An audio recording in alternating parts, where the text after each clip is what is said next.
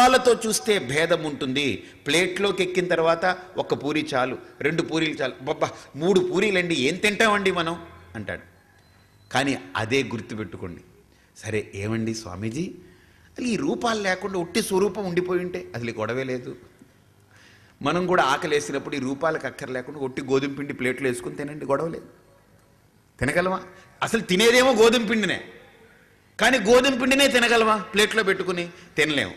కొంత మసాలా, దాన్ని మళ్ళీ నీళ్లు పోసి కొద్దిగా ఉప్పేసి దాన్ని ముద్ద కింద చేసి ఇంత పెద్ద ముద్ద తయారు చేసి దాన్ని పెట్టుకొని మళ్ళీ దాంట్లో నుంచి ఒక చిన్న ఉండ తీసి దాన్ని మళ్ళీ ఒత్తి దాన్ని నూనెలో వేసి ఇన్ని చేసి తినాలా చెప్పండి?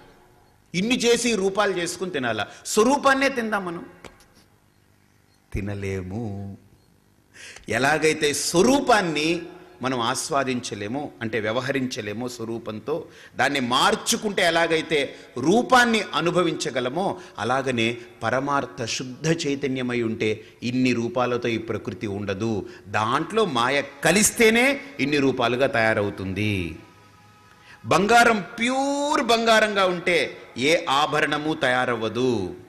మనం ఆభరణంగా తయారు చేసుకుని చేతికి ఉంగరంగా, మెడకి నెక్లెస్గా, ముక్కుకి ముక్కు పుడకగా, చెవికి కమ్మలుగా, ఈ చేతిలో గాజులుగా, వేళ్లకి ఉంగరంగా, ఇన్ని ఆభరణాలుగా మలుచుకుని ఒక్కొక్క అవయవంలో ఒక్కొక్క పేరుతో ఒక్కొక్క రూపంతో వాడుకుంటున్నాము అంటే ఇన్ని నామరూపాలు బంగారంలో లేవు. కానీ బంగారంలో దేనివల్ల వచ్చింది?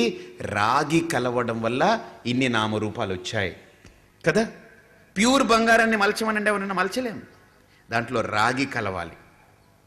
అలాగనే నాకు కూడా శుద్ధంగా ఉండే నాలో ఏమీ సమస్య లేదు, అలక్ నిరంజన్ హాయిగా ఉంటుంది, ఏకం సత్. కానీ అందులో రాగం మొదలైతే ఇగో ఈ ప్రపంచం మొదలవుతుంది. బంగారంలో రాగి కలిస్తే ఆభరణాలు, వ్యక్తిలో రాగం మొదలైతే ఈ ప్రపంచం, నానాత్వాలు, ఈ భేదాలు. ఈ రాగం మొదలైతే ఊరుకోదు, ఇంకా ద్వేషం మొదలవుతుంది. కాబట్టి ఇంకా రాగము, ద్వేషము, కామము, క్రోధము, లోభము, మోహము, ఇంకంతే, ఇంక అక్కర్లేదు, ఒక్కటి చాలు.